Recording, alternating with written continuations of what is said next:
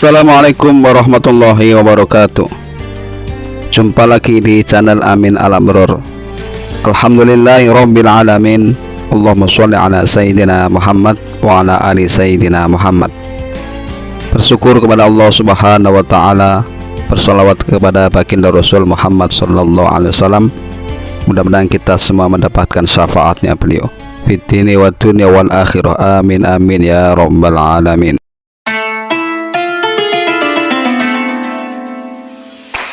Kisah waliullah Syekh Maulana Ibrahim Asmarokondi.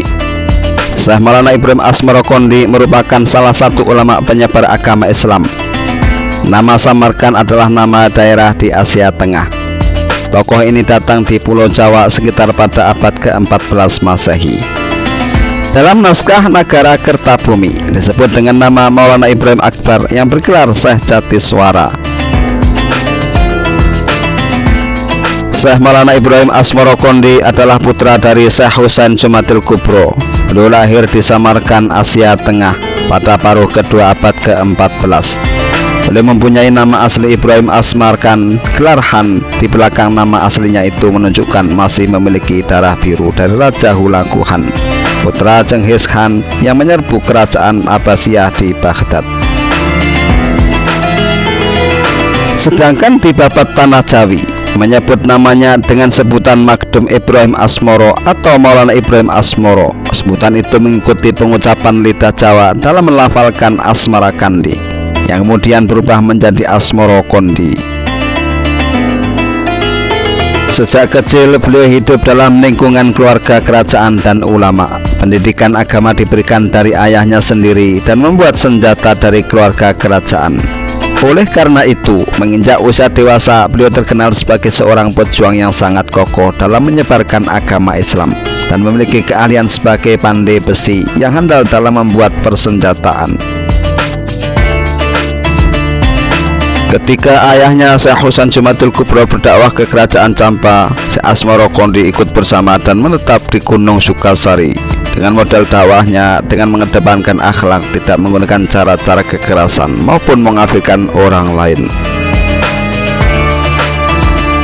Dari sinilah Raja Campa dan rakyatnya tertarik dengan teladan yang ditampilkan dua ulama besar dari Samarkand itu.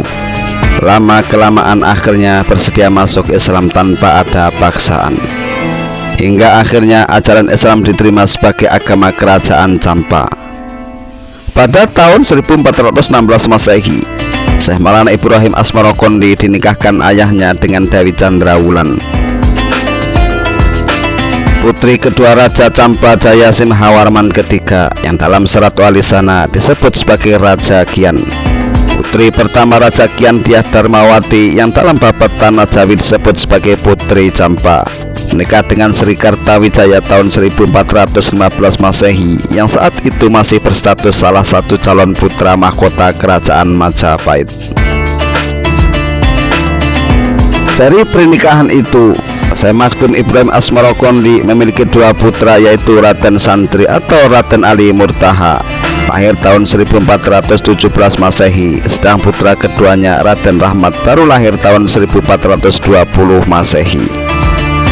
Syekh Maulana Ibrahim Asmarokondi bertempat tinggal di Campa selama 13 tahun lamanya, kemudian menuju Jawa setelah kerajaan Campa diserang kerajaan Vietnam dan mengalami kekalahan. Dia lolos dalam upaya pembunuhan, sedangkan keluarga kerajaan lainnya banyak yang terbunuh. Syekh Ibrahim Asmarokondi kedatangannya ke Jawa pada sekitar tahun 1362 tahun Saka atau 1440 Masehi bersama dua orang putra dan seorang keponakannya serta sejumlah kerabatnya dengan tujuan menghadap Raja Majapahit yang menikahi adik istrinya, yaitu Dewi Darawati. Sebelum ke Jawa, rombongan Syekh Ibrahim Asmarokondi singgah dulu ke Palembang untuk memperkenalkan agama Islam kepada Adipati Palembang Arya Damar. Setelah berhasil mengislamkan Adipati Palembang, Arya Damar yang namanya diganti menjadi Arya Abdullah dan keluarganya. Selanjutnya Syekh Ibrahim Asmarokondi beserta putra dan keponakannya melanjutkan perjalanan ke Pulau Jawa. Rombongan mendarat di sebelah timur Bandar Tuban yang disebut Gesik. sekarang Desa Gesek Harjo, Kecamatan Palang, Kabupaten Tuban. Pendaratan Syekh Ibrahim Asmarokondi di Gesek itu dapat dipahami sebagai suatu sikap kehati-hatian seorang penyebar dakwah Islam, mengingat Bandar Tuban saat itu adalah bandar pelabuhan utama Majapahit. Itu sebabnya Syekh Ibrahim Asmarokondi beserta rombongan tinggal agak jauh di sebelah timur pelabuhan Tuban, yaitu di Gesek, untuk berdakwah menyebarkan kebenaran Islam kepada penduduk sekitar, sambil menulis sebuah kitab dengan nama Usium Nembis, yaitu jilid kitab berisi 6 kitab dengan 6 Bismillahirrahmanirrahim, ditulis atas nama Syekh Ibrahim Asmarokondi.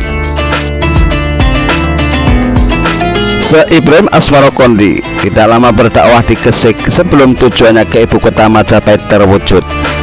Syekh Ibrahim Asmarokondi dikabarkan meninggal dunia. Beliau dimakamkan di Gesek, tak jauh dari pantai. Makamnya dikeramatkan masyarakat dan dikenal dengan sebutan makam Sunan Gegesik atau Sunan Gesek. Sepeninggal Syekh Ibrahim Asmarokondi, putra-putranya Ali Murtado dan Ali Rahmatullah beserta beberapa kerabat asal Campa lainnya melanjutkan perjalanan ke ibu kota Majapahit untuk menemui bibi mereka Dewi Darawati yang menikah dengan Raja Majapahit. Perjalanan ke ibu kota Majapahit dilakukan dengan mengikuti jalan darat dari pelabuhan Tuban ke kota Raja Majapahit.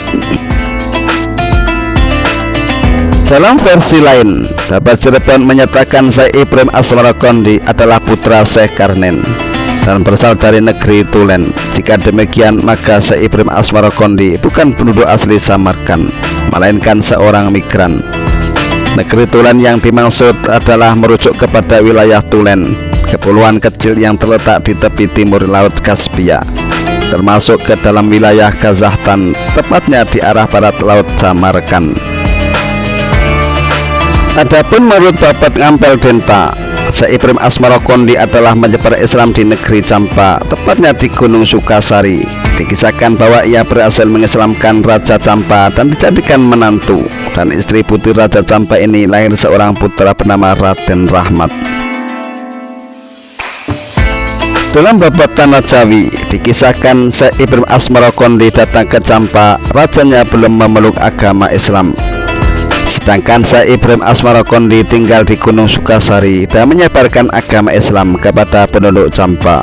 Raja murka, ia kemudian memerintahkan untuk membunuh Syekh Ibrahim Asmarokondi dan semua orang-orang yang memeluk agama Islam.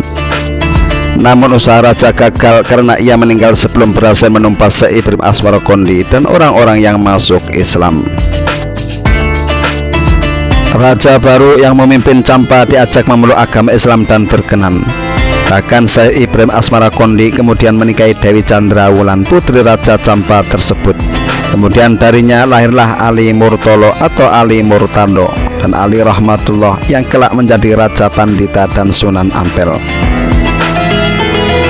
Kegigihan dan kesabaran Syekh Ibrahim Asmarokondi dalam menjalankan dakwah Islam membuahkan hasil.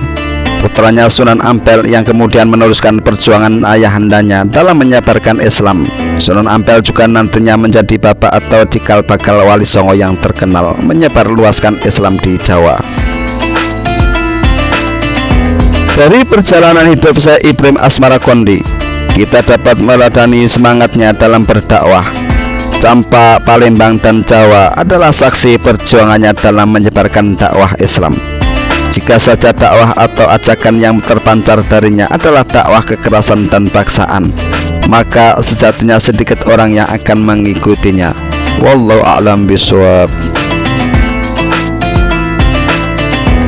Inilah sepenggal kisah Wadallah Syekh Maulana Ibrahim Asmarokondi.